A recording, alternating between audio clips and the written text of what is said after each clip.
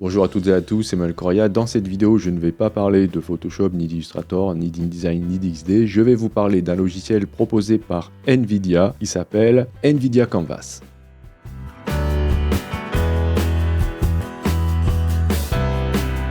Ce logiciel va nous permettre de dessiner avec des aplats de couleurs des paysages qui seront criants de vérité. Ça ressemble très fortement à ce que je vous avais montré avec les Neural Filters de chez Adobe dans Photoshop. Si vous disposez d'une carte vidéo de type GeForce RTX, Titan RTX ou Nvidia RTX, vous allez pouvoir l'utiliser. Voilà, c'est juste de la curiosité puisque c'est un logiciel qui est en version bêta. Ça nous montre plutôt vers quelle direction l'intelligence artificielle va s'immiscer dans nos logiciels. C'est très intéressant de voir ce que ça peut donner.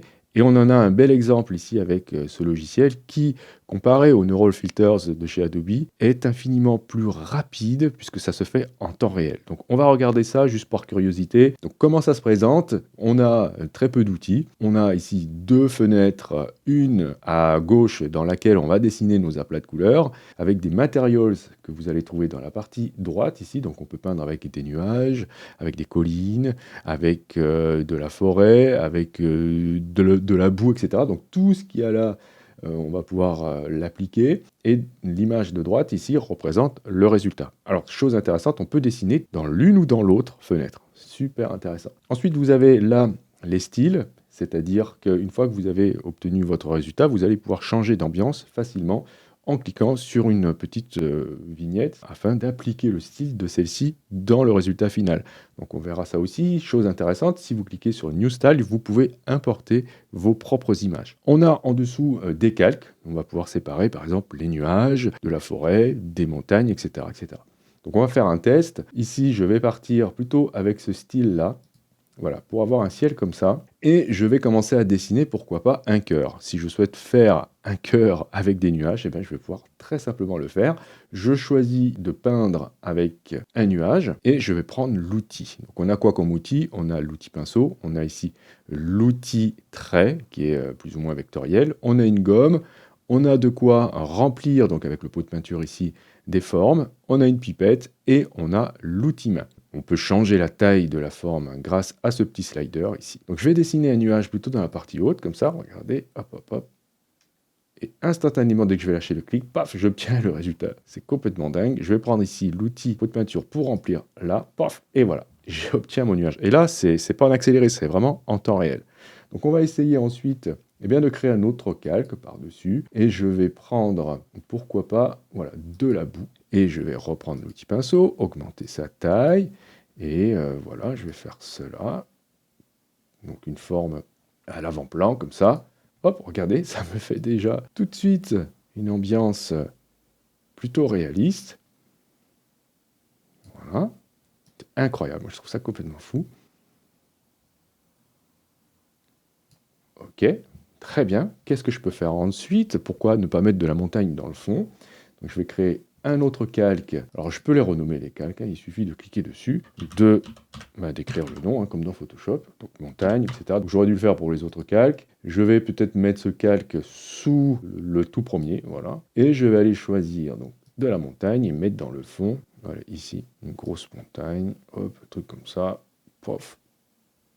Voilà, donc je vais le remplir avec le pot de peinture, hop, hop. Donc vous voyez, ça se mélange avec les autres calques. Pourquoi pas poursuivre ici, chose dans le fond comme ça. Voilà, ok. Et je pourrais faire peut-être, est-ce que je peux ajouter du brouillard? Là j'ai de la rivière, là j'ai de la mer. Non, j'ai pas de brouillard encore. Donc je vais essayer d'ajouter une rivière au milieu pour voir. Donc peut-être ajouter un autre calque au-dessus, prendre ce matériel et prendre pourquoi pas l'outil trait et tirer un trait comme ça, hop, et comme ça, tac. Ensuite, je vais mettre un coup de remplissage, là, pof, et voilà, regardez, j'ai créé une rivière, c'est incroyable.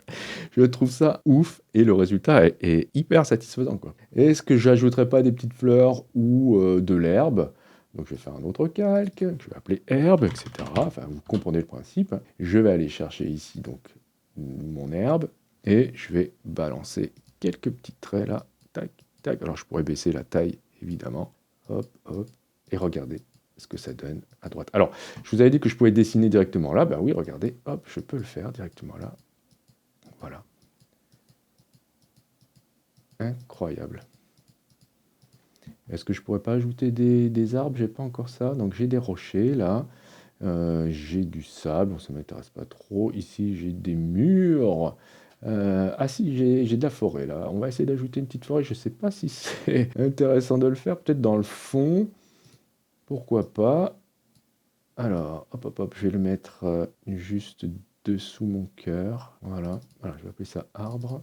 Et je vais mettre quelques arbres. Voyons voir si je peux en mettre dans le fond. Ah, ça se mélange un peu. Ah ouais, ça se mélange pas. Ça se mélange. Enfin, ça se mélange. Et ça va aller bousiller mon cœur. Je pense que si je poursuis, quoi que non, le cœur est devant. Alors pourquoi ça fait ça? J'aurais peut-être dû l'isoler complètement en dessous. Non, bon, ça ne me satisfait pas. Donc ce que je peux faire, c'est supprimer ce calque. Voilà. Et je retrouve l'état d'avant. Si je le mets au-dessus, pourquoi pas? Est-ce que je testerai pas ça? Donc non, ça me bousille un peu le fond. Bon, c'est un peu dommage. D'accord. Bon, il y a encore des petits progrès à faire, mais vous avez compris le principe. Alors essayons de changer de style pour voir. Si je clique sur la première vignette, voilà, ça me donne ça, un coucher de soleil complètement dingue. Ici, tac, j'obtiens ça. Waouh. Alors, mon cœur, c'est un petit peu déstructuré, mais regardez à l'avant-plan, on a un coucher de soleil, quoi, hein. Des ombres, la lumière qui provient du fond, super cool. Si je clique là, j'obtiens ça, noir et blanc, pas mal. Là, c'était comme on avait tout à l'heure, non, c'était ça tout à l'heure. Ok, et ça, voilà. Alors, là, la nuit, super. On va tester d'importer des images pour voir. Je vais cliquer sur New Style. Je vais cliquer ensuite là, et je vais récupérer cette image. Voilà, je clique sur Ajout, et je trouve mon image ici. Voilà, et ça me donne ce style. Alors après, qu'est-ce qu'on peut faire? Une fois que vous avez terminé, déjà, vous pouvez ici appliquer de voir votre image finale ou juste celle sur laquelle vous êtes en train de dessiner.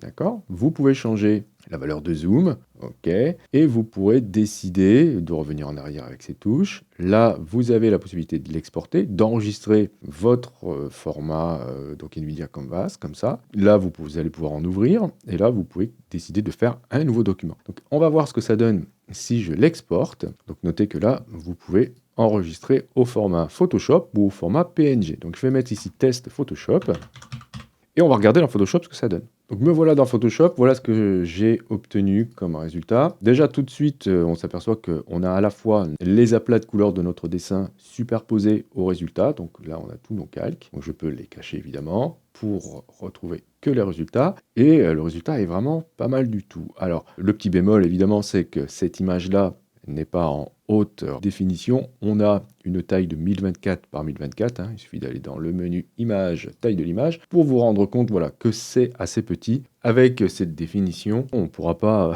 faire grand-chose. N'espérez pas imprimer un poster avec ça. Si je décoche rééchantillonnage et que je mets ici environ 300, allez, eh bien on s'aperçoit que ça fait environ 8 sur 8, donc à peu près la taille d'un Polaroid. Donc voilà, pour l'instant, on en est là. Mais vous pouvez regarder, le résultat est vraiment sympa. Quand on sera capable, avec ce type de logiciel, d'obtenir des résolutions un peu plus hautes, on pourra s'en servir si vous faites du photomontage, voilà, comme fond, par exemple. Et voilà, donc les possibilités vont devenir infinies et ça fait même presque peur de voir tout ce qu'on va pouvoir faire. Il faut se dire que c'est un outil supplémentaire. Évidemment, ça ne va pas détruire le travail de photographe, hein. Faut pas s'imaginer ça, mais ça va nous permettre de faire certaines choses un peu plus rapidement et peut-être d'une autre façon. Donc voilà en ce qui concerne ce petit logiciel proposé par NVIDIA. C'est pas un placement de produit, je l'ai fait comme ça de ma propre volonté. J'ai vu ça la semaine dernière passer dans mon fil d'actualité. Je me suis dit, waouh, ça a l'air vachement intéressant. Je vous le propose. Donc voilà, ce tuto est maintenant terminé. Je vous remercie de l'avoir suivi et on se dit à la prochaine pour un autre tuto ou un autre cours.